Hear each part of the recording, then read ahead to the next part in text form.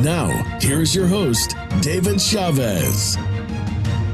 Hey, everybody. Good morning. This is David Chavez, the Strategy Sherpa, and I have a really great guest today. Really excited about having Bill Wilson here from Wilson Creek Winery out of Temecula, California.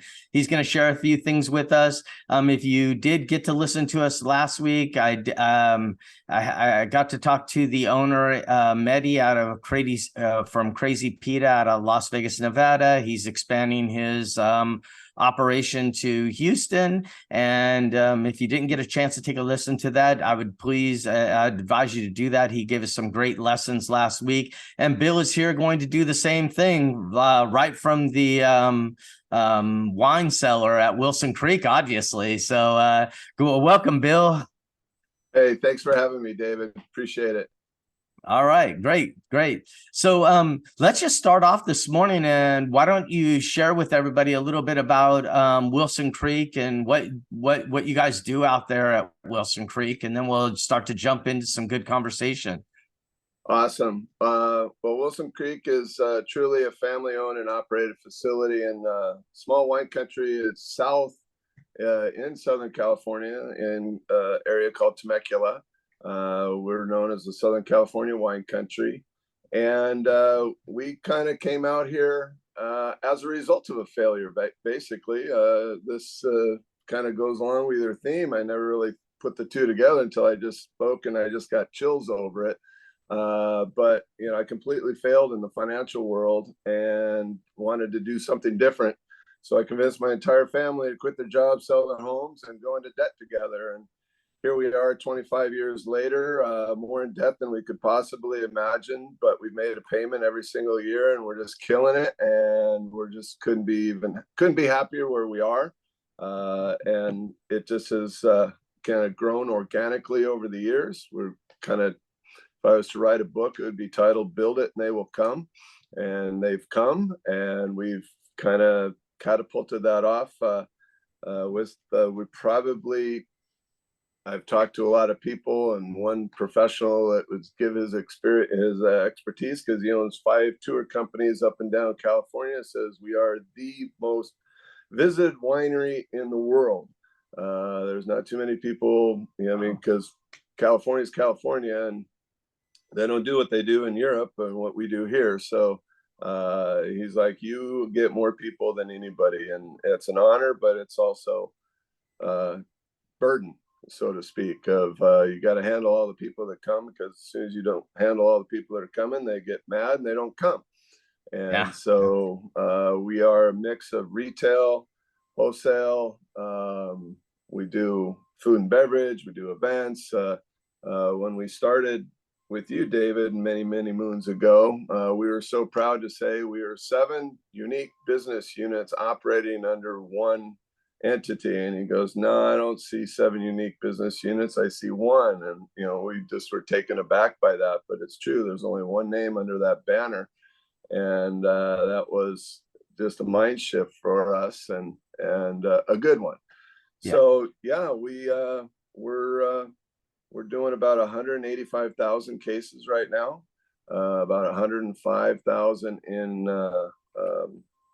Southern California, and the rest retail and through a large wine club that we have, and we nurture and we cater to, and we massage, and we'll host anywhere from 2,500 to 3,000 people here on a Saturday.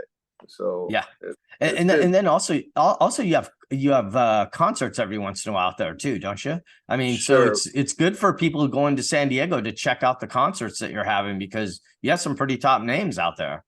Yeah, we just released Brantley Gilbert. We'll probably sell him out in less than a week, and Dylan Scott's after that. And nice. We just got some.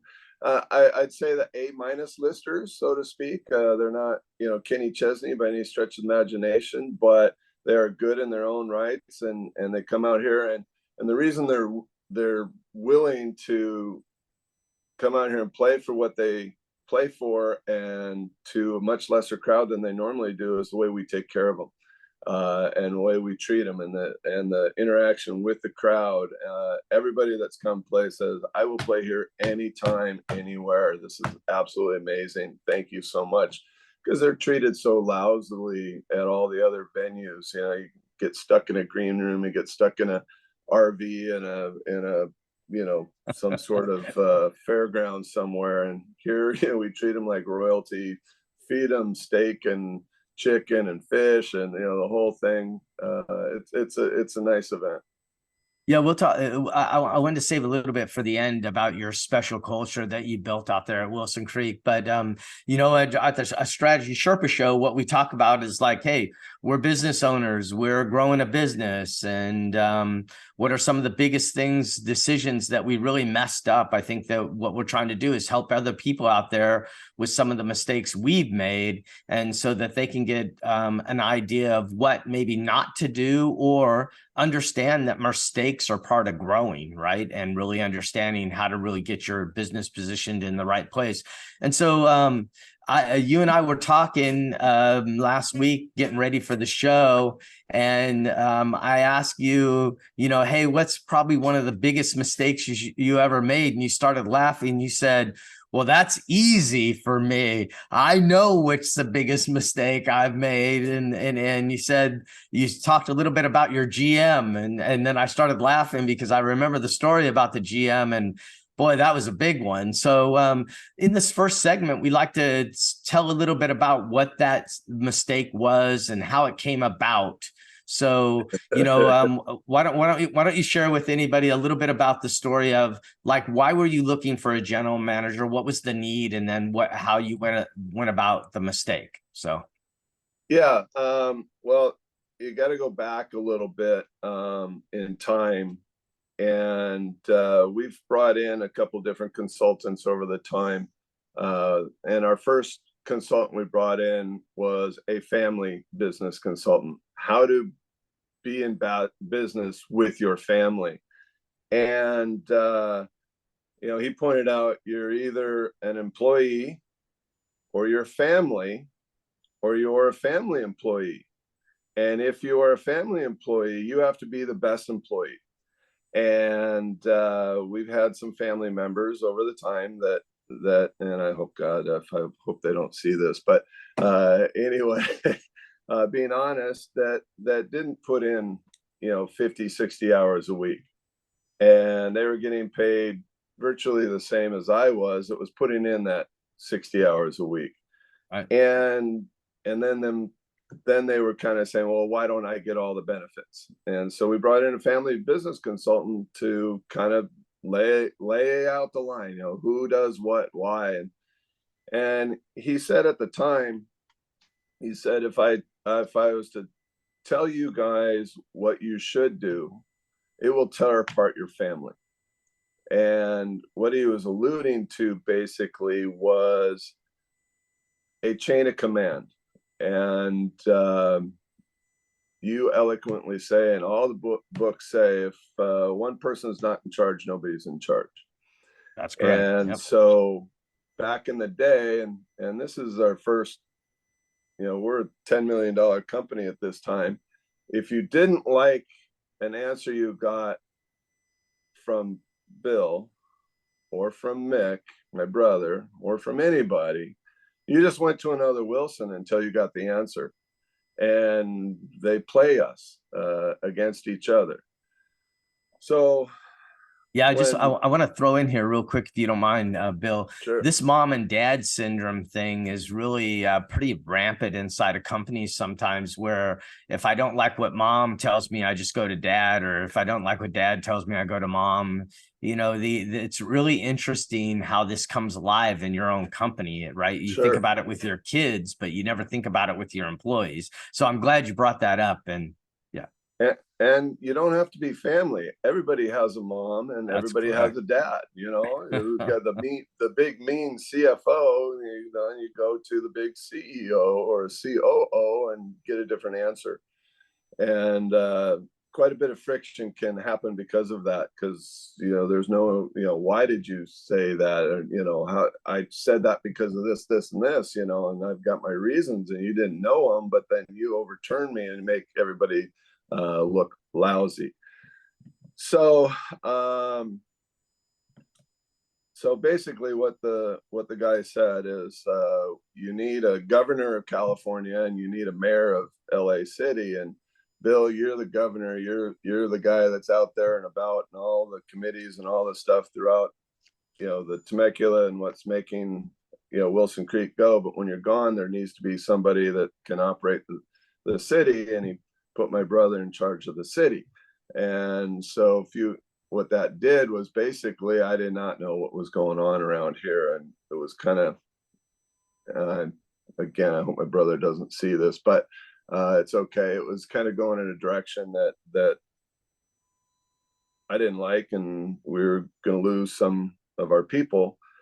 So anyway, make a long story short, we hired another business consultant on a CPA side. We needed some help fiscally.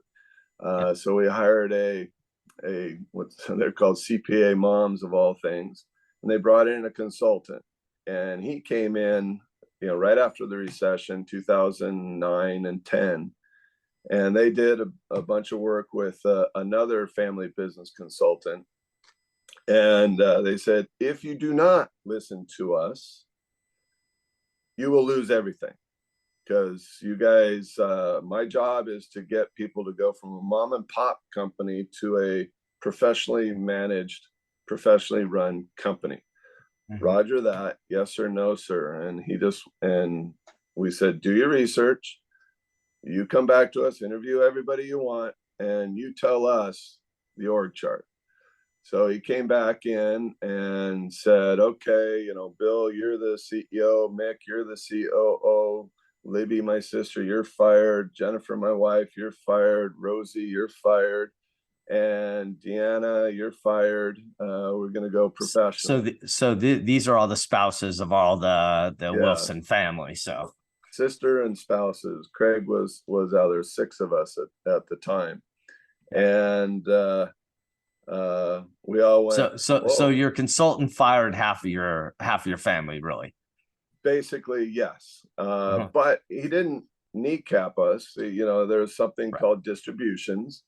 And so he basically said, all right, y'all get, at the time it was $40,000. And, here's $40,000. That's what you're getting paid to work. Here's $40,000 to go away and to not have to work. And some of them loved it, and they were like, "Whoa, yeah," and others were pissed. And my wife was asked by the gentleman. He says, I got the raise to normal, not normal, very low CEO compensation, but above on the lower else. end of a normal CEO's compensation. Very lower end, but for me, it's not about the money. And for anybody else out there, if you think starting your business is about the money, you're going to be wrong. That's money correct. will follow you. And we can get into that, and I can get a whole diatribe of that. But you work because you love it. If you don't love it, get the hell out. But anyway, at the time, we all said Roger Dodger.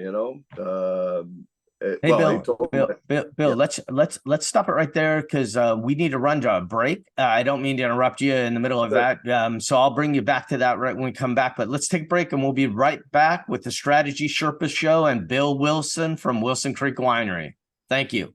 Hey, everyone, this is David Chavez, the Strategy Sherpa with Assured Strategy. You can find us at www.assuredstrategy.com. I don't think you need to say the www anymore. Maybe showing some of my age here by saying that. And we're talking to Bill Wilson from Wilson Creek Winery out of Temecula, California. And he's talking about one of his decisions that he made that turned out to be not so great. And he was talking just about hiring some family business consultants that came in and started helping him right after the recession.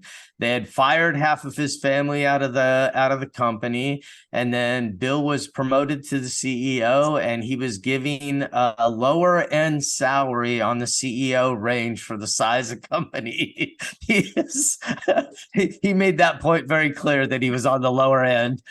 So I think all of us that run companies were probably on the lower end of them, especially at the beginning. So go ahead and pick it up from there, Bill. You're taking over, and what's going on? Yeah, so now we're starting to run the business like a business. We kind of had a theory that you take care of the business, it'll take care of the family, instead of take care of the family and whatever the business gets out of it is whatever gets out of it. So we operated. That was a mind shift for you guys, right? Because you guys were taking away from the business instead of letting the business fund your life. You were trying to fund your life from the business. Correct. Right. Correct. And Yes. That was the big mistake that you guys didn't realize at first. At the time, that was a big mistake. That's right. What pretty much a lot of entrepreneurs do is, they work the business for their life instead of, having their life as a result of the business. Yeah, there you go. And you couldn't treat everybody equally. It just couldn't have been done other than through distributions or whatnot. And one of the biggest, so just kind of pause that for a moment as we go through time a little bit. That consultant ingrained himself into our family for the rest of his life. He could make 18,000 different decisions, but the one decision that he did make that was absolutely critical to our success was Mom and Dad were getting a salary to live off of, but yet they weren't day-to-day operators. They weren't here. They were kind of, they were being mom and dad as they should have been, and they were great at it. And he came in and said, well, all you're doing right now is growing an estate tax liability. My parents in their late 80s at the time, or early 80s at the time. He says, I'm a long-range thinker. 10 years from now, they're in their 90s. And if we grow this thing like I think you're going to grow, you're going to have an estate tax liability. So why don't we capitalize on the downturn in the recession and have you kids buy out your parents? So instead of having them get a salary that pays to all the taxes and everything involved, why don't we pay them a interest rate on the note that you're going to buy from them?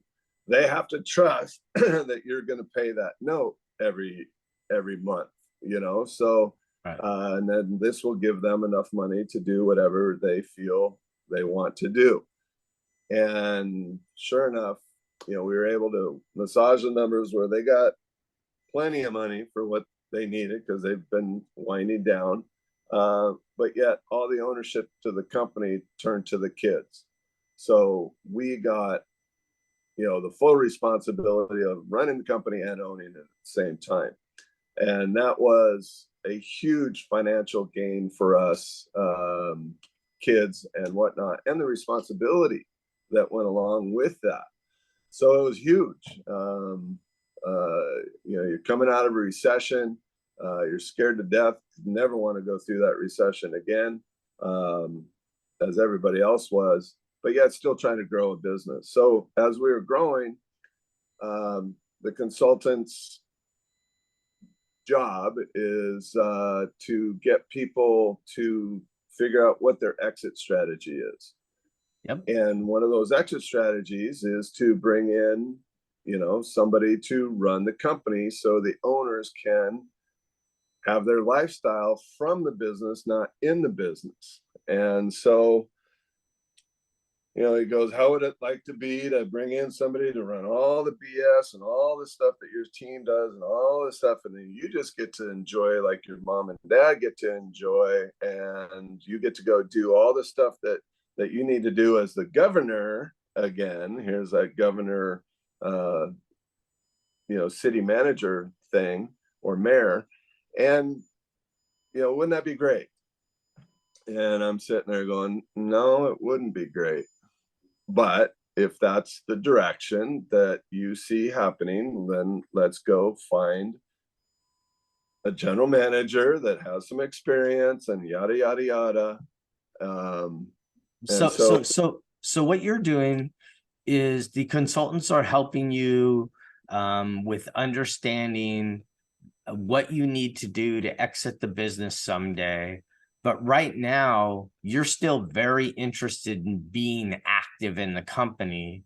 And so they suggested to maybe have somebody run the day-to-day operations of the company so you could go be Bill Wilson of Wilson Creek Winery and basically kiss babies and realize your dream.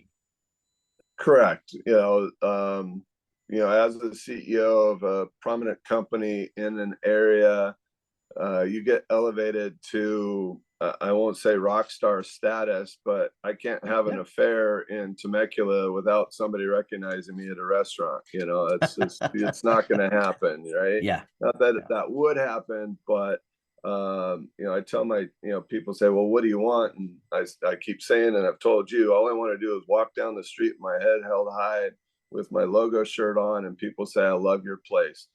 Your place is awesome. Thank you very much. That happened to you when you got on the show with us. My marketing person had been out to your winery, and before she even was hired with us, and she just got done telling you how much she loves your winery.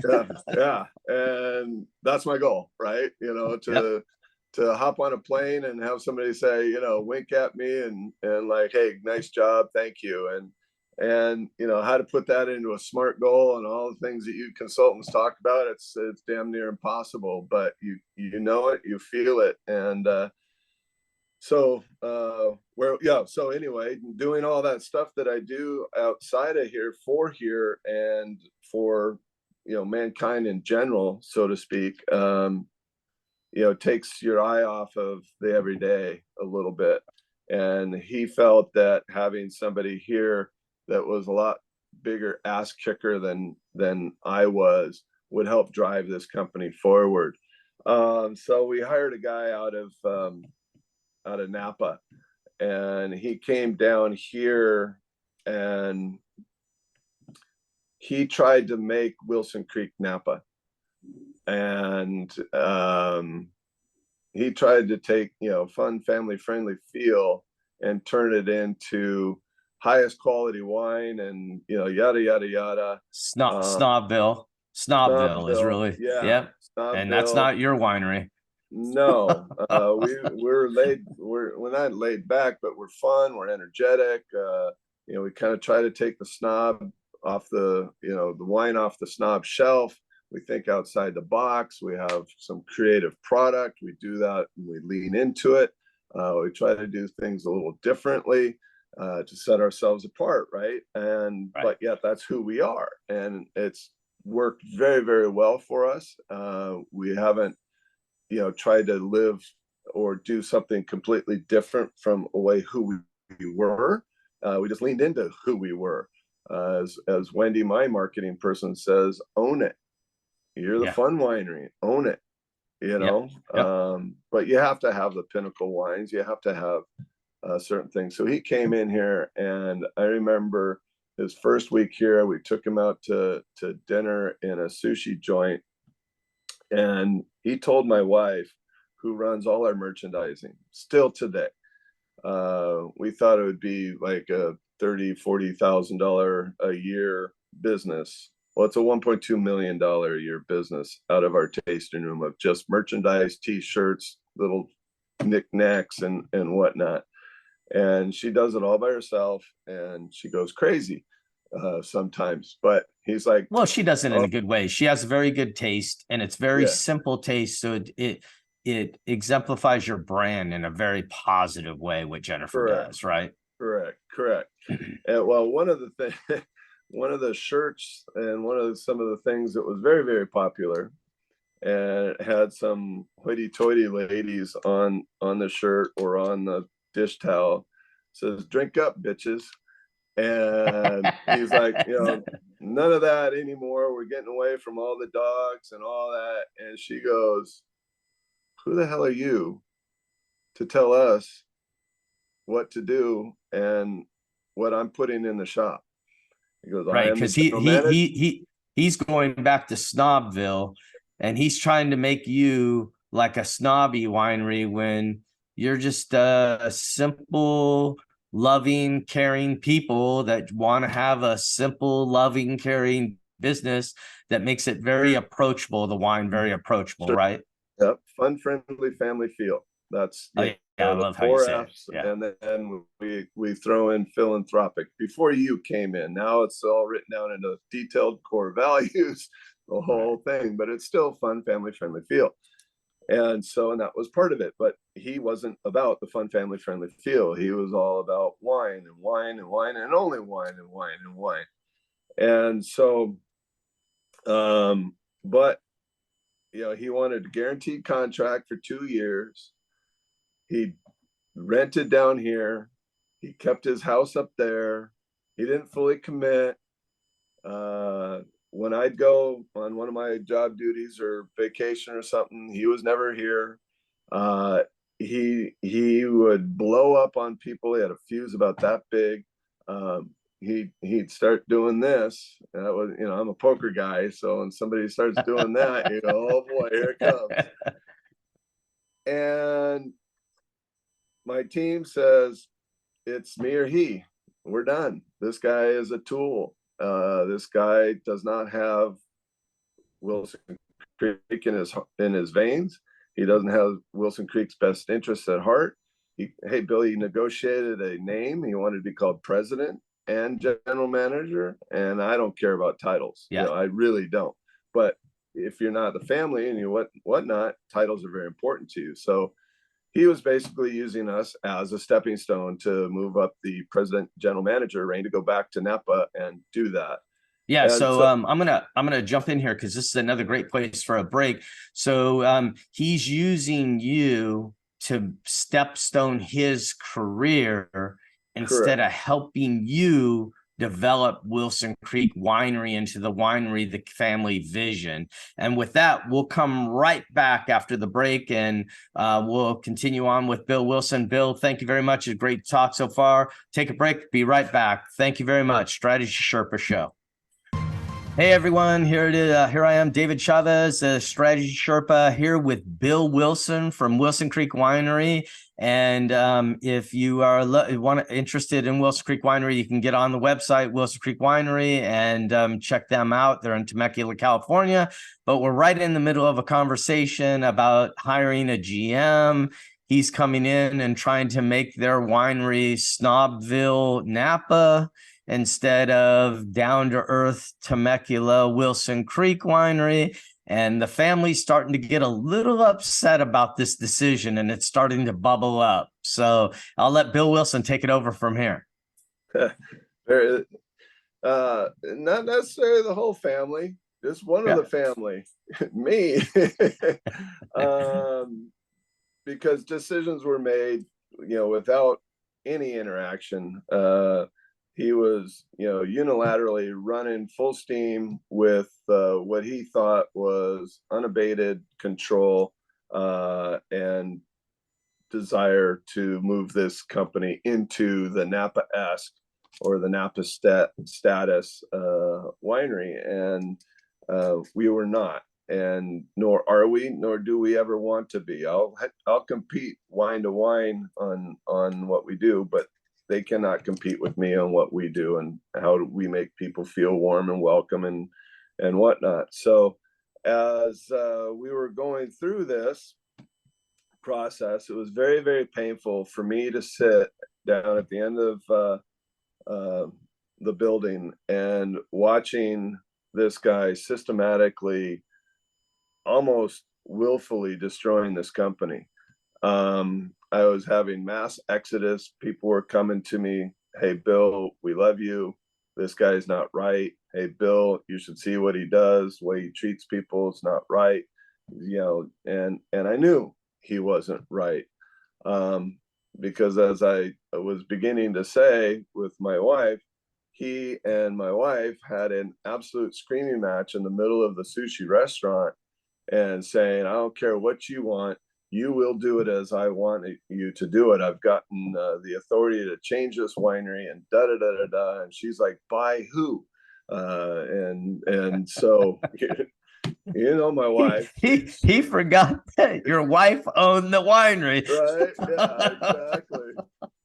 So, you know, she's like, you could do whatever you want with the wine, but you dare touch my merchandise. And my merchandise is, you know, everybody that comes in says what a wonderful job she does, and some of the unique and really creative things that she has associated with wine, that you're just typical stuff. So that was, and the gentleman. So you're in this. I got to show you this. Oh, pose. I'm sorry.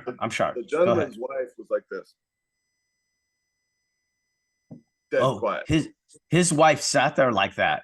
Just like he's done this to her, is what I'm reading. Oh my goodness. Yeah, it was not good. I don't think you've ever shared that part with me before. You may have slipped, but you know, so guys, follow the female intuition. I did not follow my wife's intuition. She goes, that guy's got to go. That guy's wrong for this place. And she was like the first one to say he's wrong. And, you know, I'm like, oh God, here we go again. My wife's saying that he's wrong. But every time my wife has a gut feeling about somebody, it's true. Yep. And she liked you, by the way. Thank goodness. Well, yeah. I didn't come in and try to change who you guys are. I mean, you guys are who you are, right? Well, yeah, but you tried to bring that out of us. And kind of tying the whole mistake into not following who you are and not being true to yourself, which is, I got goosebumps again. Because when I tell you, I get so passionate in developing some of the core values and, you know, what is a fun, family-friendly feel winery, and with philosophical, you know, you sat us through and a painful introspective of who we are as a company, and we wrote down core values that to this day, but I missed a step here. So I went to the board and he has a 2-year contract, and I said, this is it, it's me or he, and I can't handle it anymore. I'm giving the guy a 6-month vacation. In other words, I had to pay him for 2 years anyway. This is circa June. I've attended an assured strategy workshop. I've kind of started playing some of that stuff against your better rules. Don't go back and start teaching this right away to your team. I went back and said, hey team, this is kind of a rollout and what we're going to do and where we're going to go, and kind of some of the things that were lacking. And I gave him so you gave him a what? No, I'm sorry. So I gave him a 6-month vacation. I said, you know, you're not going to be part of this company. Go back up to Napa, and you can take your president and GM title and go get a president GM job, you know, out of this area. Okay, so I want to stay here just 1 second, because I want to make sure that we're summarizing this for everybody. So you hired a consultant that came in for the family business. They're trying to help you. You guys talked a little bit about, hey, we want this winery to be worth something when we decide to leave. And so they're setting it up for exit, because exits can happen anytime, right? Sure. You guys weren't actively looking to get out of the winery, but at the same time, you wanted to set it up so anytime you needed to get out, you could get out. And so you're trying to do things that the consultants are saying. They recommended maybe getting a general manager so you could get out and just be the face of the winery and really grow the winery by being the face of it, and then let somebody else run the day-to-day operation. And that was this general manager. Correct. Absolutely. 100%. And it's probably true to this and I think day. It's important for people to know that your board isn't made up of totally family members. You actually have external people that sit on the board to help you guys so you don't make silly decisions as a family. Is that That is absolutely fair, and they kind of are the heavy hands, so to speak. Instead of me saying I want to drive revenue or me saying I want to go this direction, they make me do the right thing because that's who I report to. I report to the board, and then the board reports to the shareholders. I'm one of the shareholders, and I'm one of the board. Now I'm one of the board. Before I was not. But the outside voices still are the people that we're listening to, as far as some of the decisions that are the tough decisions to make. Because you constantly want to be challenged. Is this decision we're making the best one for the winery for the long term and the family for the long term? Yeah, I never want to make a mistake, and you're going to make mistakes. Nobody's perfect, but one of the mistakes we've made back in distribution is we overshot our supply line, to put it into military terms. We hired a body in Chicago, we hired a body in Miami, we hired a body in Northern California for the West Coast, and they didn't even sell their salaries worth on the gross level, yet alone on a profit basis. So we kind of scrapped that whole thing, and we started working concentric circles outside of Temecula, Arizona, Nevada, stuff that people could come here and reach here and hear about it. Still to this day, and we're kind of going through an exercise now of what do we have that we can package and put out on the store shelf of who we are in Chicago, Miami, New York, New Jersey, Atlanta, Dallas, and we're working on that. So we're now kind of catching up, so to speak, and taking that to the next level. But getting back to the decision, allowing somebody else to come in and try to change your culture. Right. But what I realized from that is I had to change my culture, me. I had to change me. I had to change who I was, how I handled it, how I brought other people in. I had to learn the word we instead of I.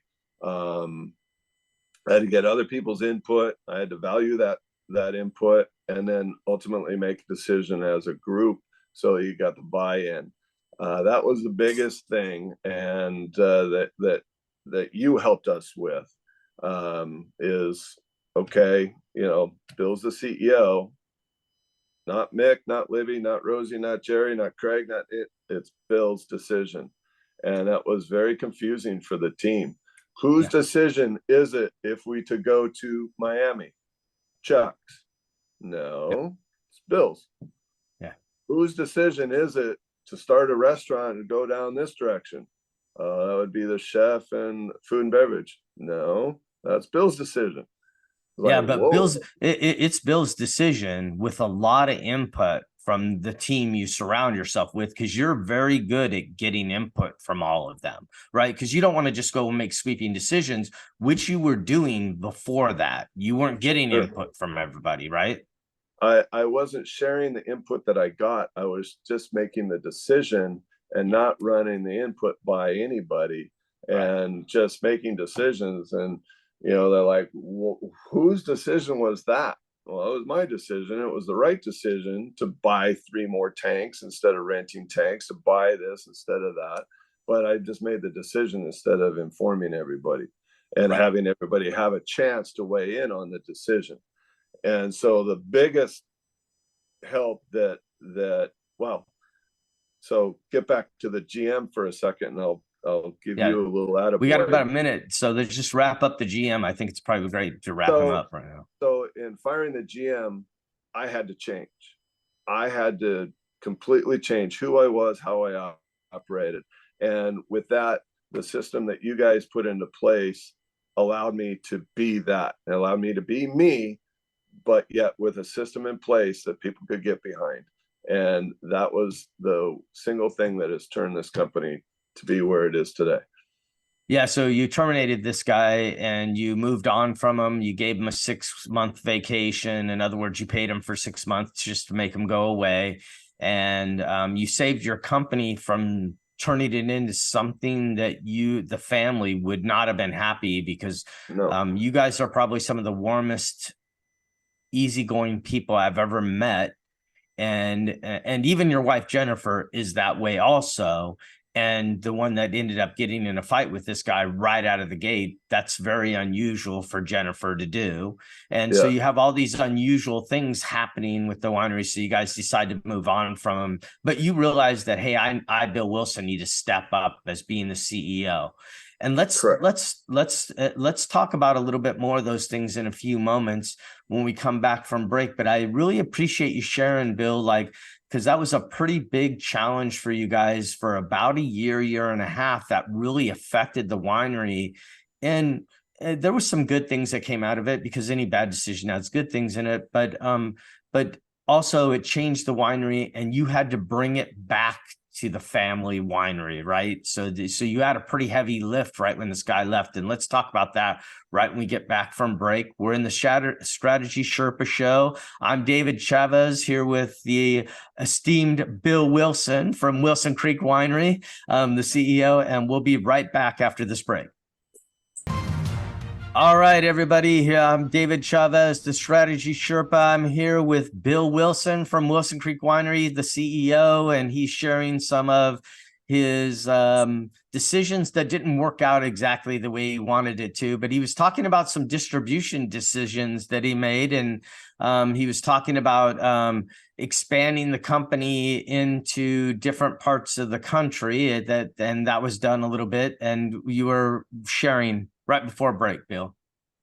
Well, I was sharing that it was a major investment, and we don't operate like most winery owners where the winery is a tax write-off. This winery feeds 4 families, and we don't have chips against the rail. We burned the boats in the bay a long time ago. And so we don't have that comfort zone to lose money on anything at any time, which is, a little bit more comfortable today, and knowing that, we're going to be around. We just have to, manage our cost accordingly. But at the time we were trying to expand, and we were investing close to $600,000 a year to go across the United States, and nobody understood who we were. No one understood the product. We were a little ahead of our time. What the hell is almond champagne? We had one product. We didn't have, and so we paid all these people and did all this promotion only to have it fall flat on its ass. And the board helping me to pull the plug, unfortunately, for some of the people that we hired in those states, it was like, okay, we're done. We're going to start concentric circles from here into Arizona and Nevada, stuff that we could hop on a plane to get to, for $39 on Southwest Air, versus 5.5 hour drugs to New York to deal with the mafia in New York. This was for one of the first issues I helped you with when I came in, and there's a book by Jim Collins, Great by Choice, and in that book he talks about firing bullets before cannonballs. And when we started talking about this, and what I was trying to explain to you guys is, hey, let's fire some bullets in the neighboring cities where it's a little less expensive if we make mistakes. And then that way, once we get that down, we can start to make the circle a little bit bigger, the concentric circle, as you put it, a little bit bigger. And so we started doing that and expanding the winery from that point of view too. So figure out what you do, and then is it a replicatable marketing concept is the whole thing. Can it be duplicated where this cannot be? We have this, home base mothership. How do we replicate it? How do we duplicate that? And it's I want to get a little bit in there on the winery. I'm sorry I interrupt you. We're getting a little shorter on time, and I just want to make sure that I get some good things in here on the winery. So you're in Temecula, and what should I expect if I decide to come to Temecula and to visit Wilson Creek? What should I expect when I walk onto the winery, into the winery? So, well, first of all, you're going to come through concrete jungle from Orange County, Los Angeles, San Diego. You're going to turn off on the freeway on Rancho California Road, and you're going to go buy a bunch of commercial, residential, and all of a sudden you're going to pass a street, and in that street it turns to country immediately. Boom. It literally goes from lots of houses to you're in the country. Nothing. You are in the country, and this is all by design from our governing fathers to set this up as a agriculture district.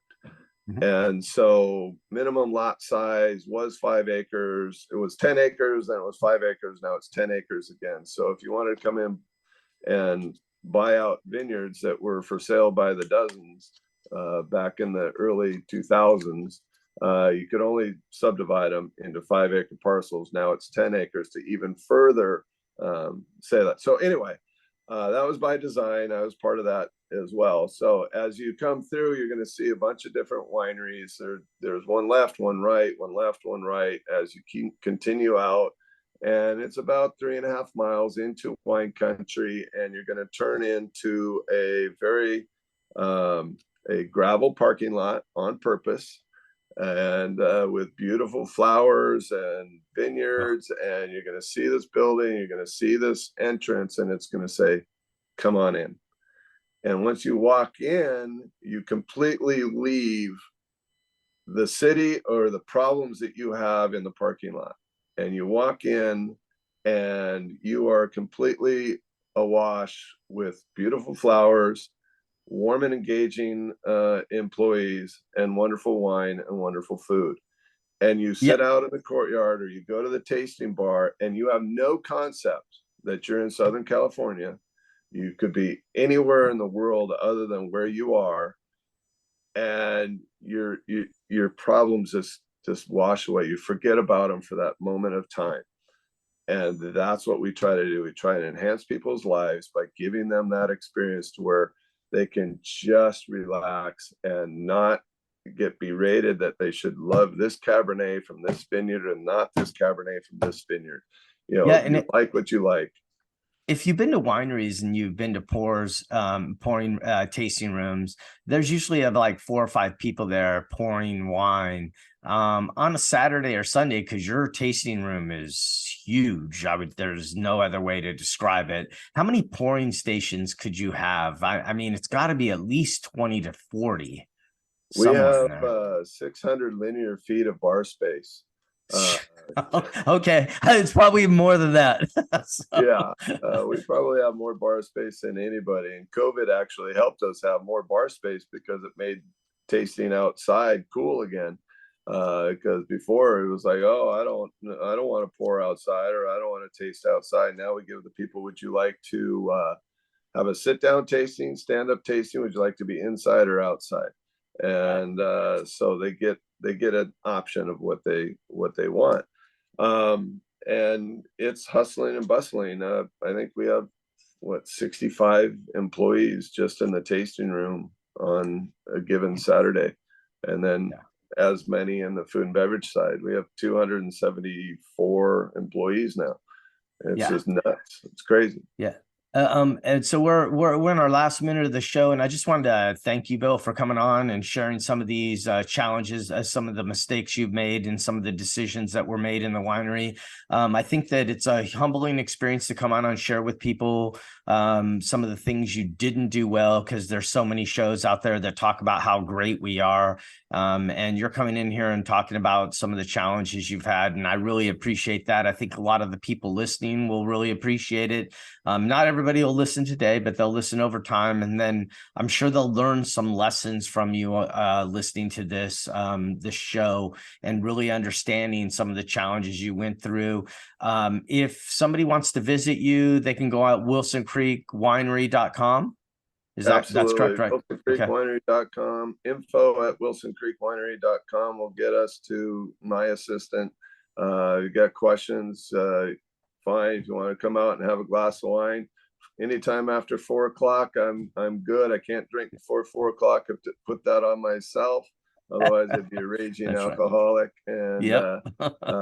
I thoroughly enjoy talking of our successes and of our failures, and helping anybody that wants to get into their own business and some of the mistakes that you make. Because had I known how hard it was, I probably wouldn't have done it. But now that I did it, I'm so glad we did. But it was hard. Opening your business is hard. It's stuff that you just don't think about. Okay, Bill. Well, hey, I have to close. We have a hard stop. I appreciate you being here. Bill Wilson, Wilson Creek Winery, Strategy Sherpa Show, David Chavez, thank you very much for joining us, and we'll look forward to having you next week. Take care, everybody. Cheers, guys.